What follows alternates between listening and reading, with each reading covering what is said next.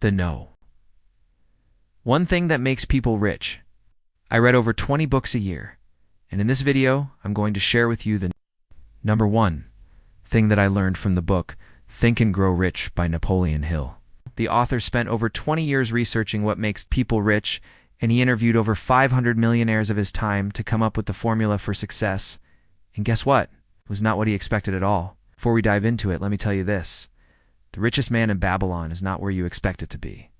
You won't find him in a mansion or a Hummer limo or even driving a Lamborghini. In fact, you'll find him sitting right next to you in your classroom, in your office, in your church pew, or even waiting in line at the grocery store. And do you know why? It's because wealth is simply a matter of shifting your thinking. And if you can learn how to do it, then money will follow. But if you don't, well, unfortunately, neither will money, nor happiness, nor success.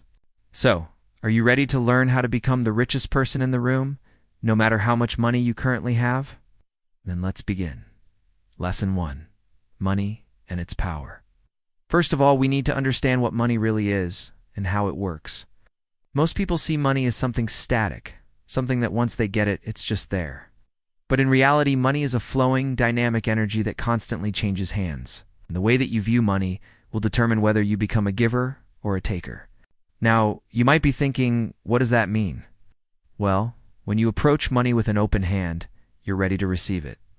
When you think about money flowing into your life easily and effortlessly, you're opening yourself up to receiving it. On the other hand, when you clench your fist around money, you think of it as something scarce and hard to get. You're closing yourself off from ever receiving it. So the first step to getting rich is to shift your mindset from scarcity to abundance. Believe that money flows to you easily and abundantly. Once you open your hands and your heart to receive it, the universe will conspire to make it happen. Lesson 2. Desire. Desire is the starting point of all human achievement. It's the motivating force that drives us to take action and make things happen. However, it's important to note that desire alone is not enough. It must be focused, unwavering, and accompanied by a clear plan of action. For example, let's say you want to buy a new car. Having a desire for the car is not going to make it appear in your driveway. You also need to figure out how much the car costs, how much you can afford to pay for it each month, and how long it will take you to save up enough money to purchase it. You may also need to consider other expenses associated with owning a car, such as insurance, gas, and maintenance. And after figuring all of that out, you need to set a goal to save a certain amount of money each month. Finally, you need to take action by putting your plan into motion. This may involve cutting back on unnecessary spending, taking on a side hustle, or investing in ways that can generate income. By following these steps, you turn your desire for a new car into a tangible reality. Lesson 3. Autosuggestion. Autosuggestion is the practice of using positive affirmations and self-talk to shape your beliefs and behavior. It's a technique that can help you overcome limiting beliefs and negative self-talk that may be holding you back from achieving your goals. To practice autosuggestion, start by identifying your limiting beliefs and negative self-talk. These are the thoughts that pop into your head whenever you're faced with a challenge or setback. For example, whenever I try to do something new, I tell myself I'm not good enough or smart enough. Next, replace these negative thoughts with positive affirmations. This can be difficult at first, but with practice, you can retrain your mind to think more positively. For example, instead of saying I'm not good enough, say I am capable and deserving of success. Finally, repeat your affirmations regularly. You can do this by writing them down, putting them on sticky notes, or setting reminders on your phone. The key is to make your affirmations a part of your daily routine, so that they become ingrained in your subconscious mind.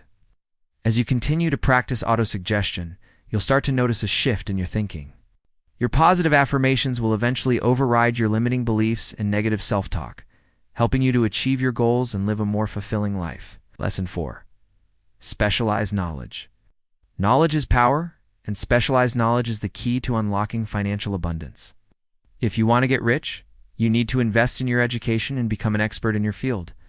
But here's the thing, general knowledge is not enough. You need to dig deeper and develop a deep understanding of a particular area of expertise. This could be anything from finance and investing, to marketing and sales, to technology and innovation.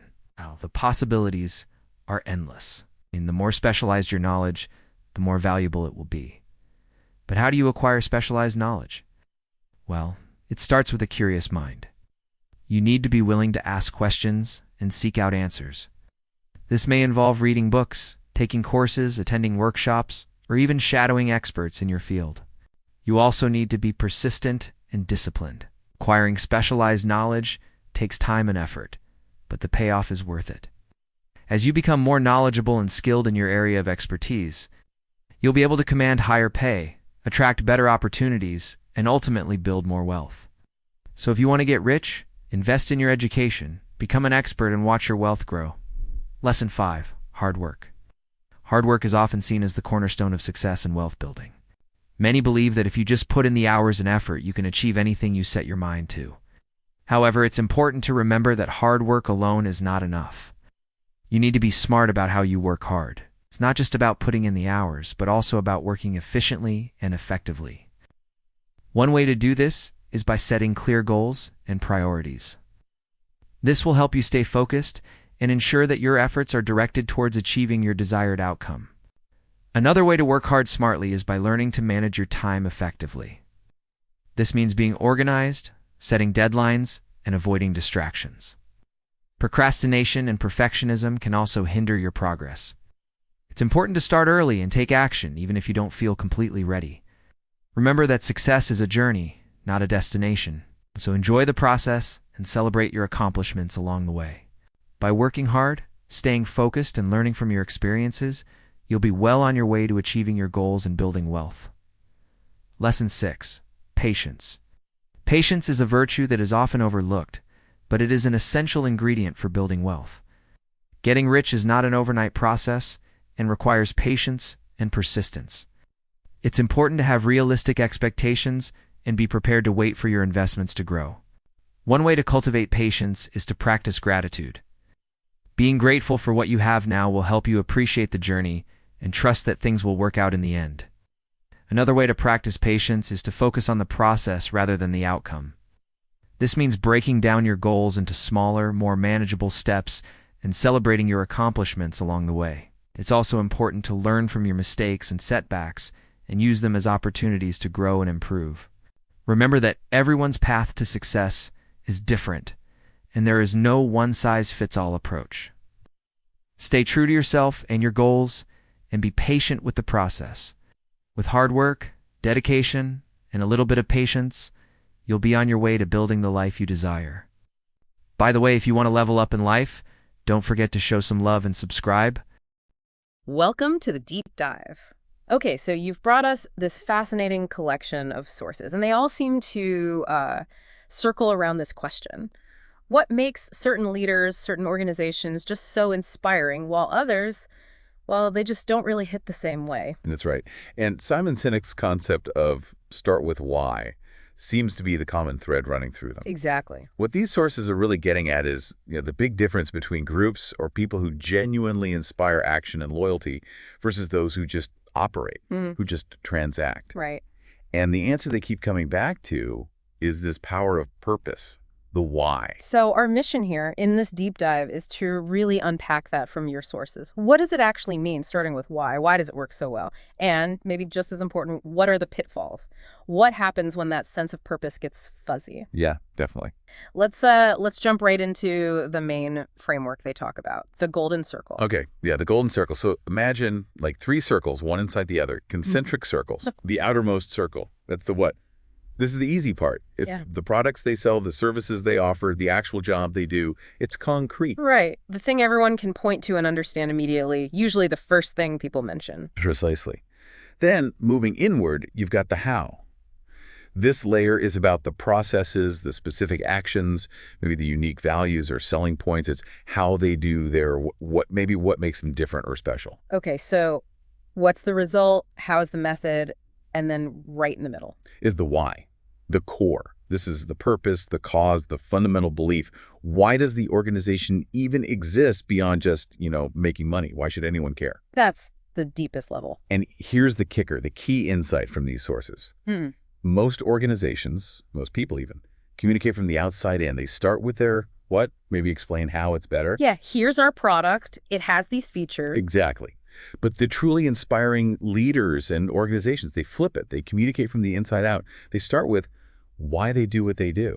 Then they explain how they fulfill that why, and only then do they talk about what they offer as proof. So it's not just mixing up the order and a whole different starting point for the conversation.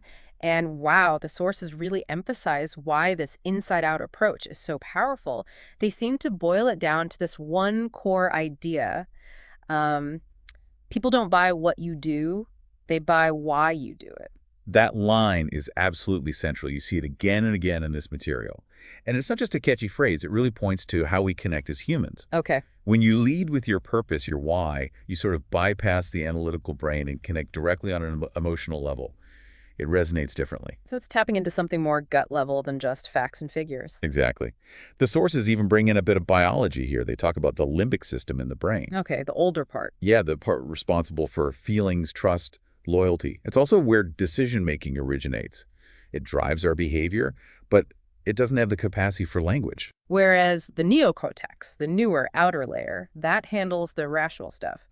Language, analysis, facts, the what? Spot on. The neocortex can understand features, benefits, data, but it doesn't inspire action in the same way the limbic brain does.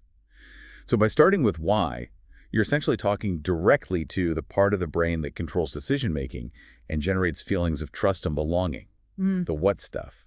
That just provides the rational backup for the decision that's already being felt. That makes so much sense. It explains why some messages just land differently, feel more compelling. Let's look at some examples your sources use. Apple comes up a lot, obviously. Yeah, Apple's almost the go-to case study for this, isn't it? Their why, according to Sinek and these sources, was never just sell computers. It was rooted in challenging the status quo. Right, thinking differently, empowering the individual against the big corporate machine back then. Exactly. That was the core belief. Yeah. Their how involved making products that were beautifully designed, simple to use, user-friendly. And the what? Well, that became the computers, the iPods, the iPhones, the watches. Right. But people weren't just buying the what. They weren't just buying a phone. They were buying into that why, that identity. Yeah, the people lining up for blocks, the logo tattoos. That's not about gigabytes. It's about belonging to that tribe, that philosophy. It's the why, creating that fierce loyalty. And Patagonia is another strong example pulled from the sources. Their why is deeply ingrained. It's about environmental conservation, using business to do good. It's not just marketing spin. It feels authentic. It seems core to who they are. And that attracts customers who share that value. You buy their gear, yes, because it's good gear, but also because you align with their mission. It builds a real community. Definitely. And it's not just companies, right? The sources mention leaders, too. Martin Luther King Jr. Powerful example. His why was crystal clear. Equality, justice, dignity. He didn't rally people by outlining a 10-point plan first. No, he shared a dream. He spoke about his belief, his why. And that purpose, that vision, resonated so profoundly it ignited a massive movement. People followed his belief. They bought into his why. Another really interesting contrast the sources draw is between the Wright brothers and Samuel Pierpont Langley. Ah, the race for flight. Yeah. Langley had, well, everything going for him on paper. Funding, connections, credentials. But his motivation, the sources suggest, was primarily fame and fortune. The what? Okay. The Wright brothers, on the other hand, lacked all that. But they had this intense passion, this unwavering belief in the possibility and importance of flight. That was their why. And despite Langley's advantages. It was the Wrights, driven by their purpose, who ultimately succeeded in achieving sustained, controlled flight. Their why gave them a kind of resilience and innovative drive that Langley's motivation couldn't match, according to the analysis here. It really highlights how that internal purpose fuse things differently than external goals. Absolutely. It provides clarity, focus, persistence, Right. especially when things get tough. Now, something that really stands out in your sources is the flip side. The danger zone when organizations lose sight of their why. This feels critical, especially for companies that grow big. Oh, absolutely. It's a major theme. The sources warn that as organizations scale, as success builds, there's this huge temptation, almost a gravitational pull, to shift focus. How so? Well, the original founding purpose, the why, can start to get buried under the metrics of success. Profit margins, market share, efficiency gains, new features. The what and the how become the main drivers. The things that are easier to measure, maybe? Perhaps. Easier to manage, maybe. But the consequence, the sources argue, is often stagnation. The spark fades. Innovation driven by purpose slows down. And what about trust and loyalty? That starts to erode too, because customers, employees, people can sense when the driving force changes, when the actions no longer seem aligned with the stated beliefs that drew them in originally. That inconsistency must be really damaging. Saying one thing, doing another. It's huge. People pick up on it. If you claimed your why is, say, customer well-being, but every decision seems purely profit-driven, that disconnect shatters trust. And it's a direct result of losing that clear connection to the core why. So keeping that why alive and central isn't just a nice to have, it's essential for long-term health. That's the strong argument here. It requires constant intentional effort.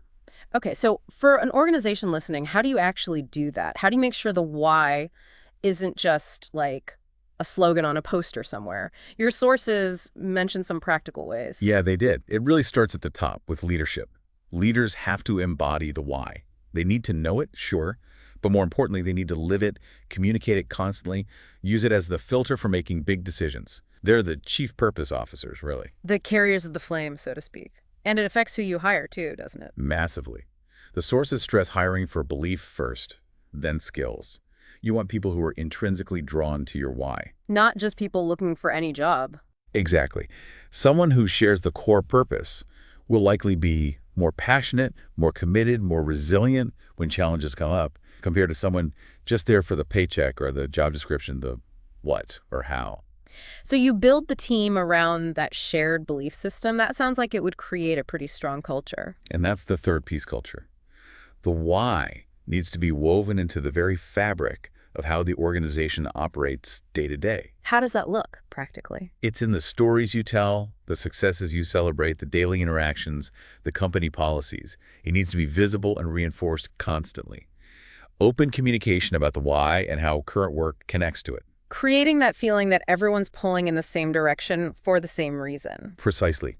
It fosters that sense of belonging, that feeling of being part of something meaningful, something bigger than just the task at hand. And that, the sources suggest, builds incredible resilience and adaptability. So for anyone listening who's thinking, okay, this makes sense for Apple or a big movement, but what about me, my team, my own work? The sources touch briefly on finding your own why, right? Yes, they do. It's not just for giant corporations. The process described involves some introspection, looking at your core values, what truly motivates you, what kind of impact you want to make. Getting clear on your personal purpose. Exactly. And then articulating that, making it clear, concise, actionable, something you can actually use to guide your choices. It's about finding that internal compass. Okay, so stepping back and looking at everything we've dug into from your sources, the big takeaway really seems to be the profound impact of starting with why.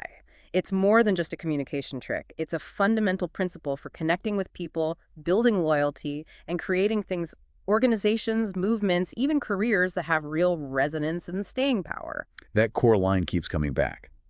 People don't buy what you do, they buy why you do it. It seems to capture the essence of it all. It really does. So, thinking about that, if understanding and communicating your why is so crucial for inspiring others and building something meaningful, how could you, the listener, apply this principle, outside of just a big organizational context? Like, how might getting clear on your own personal why, your own core purpose, actually change how you approach your day-to-day work, or maybe your personal projects, or even just the goals you set for yourself going forward? Yeah, what difference could that make? Something to definitely chew. Book Summery for Book Beyond the Last Blue Mountain by R.M. Lala, the biography of J.R.D. Tata, a visionary industrialist who shaped modern India. Beyond the Last Blue Mountain is an inspiring account of the life and legacy of J.R.D. Tata, one of India's greatest industrial pioneers. Written by R.M. Lala, the book delves into J.R.D.'s personal life, his professional achievements, and his vision for a modern and self-reliant India. J.R.D. was not just a businessman, he was a dreamer, a leader, and a patriot who shaped industries, empowered people, and transformed the nation. Jinja Ratanji Dadabhoy Tata, or J.R.D., was born in 1904 in Paris to a Parsi father and a French mother. His upbringing in a multicultural environment played a key role in shaping his global outlook. Early in life, J.R.D. developed a fascination for aviation. Inspired by Louis Blériot, the first aviator to cross the English Channel, J.R.D. became the first licensed pilot in India. This passion eventually led to the creation of Tata Airlines, the precursor to Air India. J.R.D. was deeply influenced by his father's principles and Mahatma Gandhi's vision of self-reliance. Though he was educated in Europe, he remained committed to India's progress and embraced the values of integrity, discipline, and, at the age of 34, J.R.D. became the chairman of Tata Sons, succeeding his cousin Dorabji Tata. Under his leadership, the Tata Group expanded from a small business entity into India's largest industrial conglomerate. J.R.D. introduced pioneering industries in India. 1. Tata Steel. Although established earlier, J.R.D. strengthened its operations, turning it into a world-class institution. 2. Tata Chemicals, Tata Motors, and Tata Consultancy Services, TCS. He diversified the Tata Group into chemicals, automobiles, and technology. 3. J.R.D. founded Tata Airlines in 1932, marking the birth of Indian aviation. Despite its later nationalization, J.R.D.'s aviation expertise became synonymous with Air India's high standards of service. J.R.D.'s philosophy was simple yet profound: build industries that contribute to the nation's development. He was instrumental in setting up research institutions like the Tata Institute of Fundamental Research, TIFR, and the Tata Memorial Hospital. These ventures highlighted his belief in using wealth for societal progress. J.R.D.'s leadership style was marked by a rare combination of empathy and excellence. He believed in empowering employees and instilled a sense of pride in their work. J.R.D. championed employee welfare, introducing paid leave, maternity benefits, and an 8-hour workday long before they became legal requirements in India. He was not just a businessman but a nationalist at heart. J.R.D. envisioned an India where industrial growth complemented social welfare. His dream was to create a balance between capitalism and social responsibility, making the Tata Group a symbol of trust and quality. J.R.D. was also deeply committed to environmental conservation. He believed in sustainable development and left behind a legacy of balancing growth with ecological care. J.R.D. faced numerous challenges throughout his journey. From the nationalization of Air India to bureaucratic hurdles that often delayed projects, he had to navigate a complex and evolving India.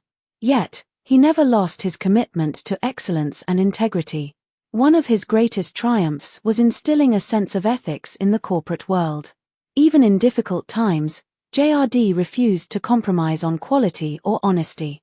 His motto was simple: aim for perfection, and you'll achieve excellence. J.R.D. Tata's legacy extends beyond the businesses he built. He redefined what it meant to be a leader, someone who serves not just shareholders but also employees, customers, and the nation. His life teaches us: 1. Dream big. J.R.D. dared to dream beyond the constraints of his time, creating industries that seemed impossible for an emerging India. 2. Value people. He believed that businesses are ultimately about people, employees, customers, and communities. 3. Pursue excellence. J.R.D. always insisted on quality, setting benchmarks that inspired generations. Beyond the Last Blue Mountain is more than a biography, it's a tribute to a man who saw possibilities where others saw obstacles. J.R.D. Tata not only built industries but also inspired a nation to strive for greatness. His life reminds us that success is not just about profit but about purpose, integrity, and leaving the world a better place. J.R.D. believed that the pursuit of excellence is a never-ending journey. Beyond the Last Blue Mountain, there is always another peak to conquer. This summary captures the essence of J.R.D. Tata's life and contributions, offering inspiration for aspiring leaders and dreamers alike.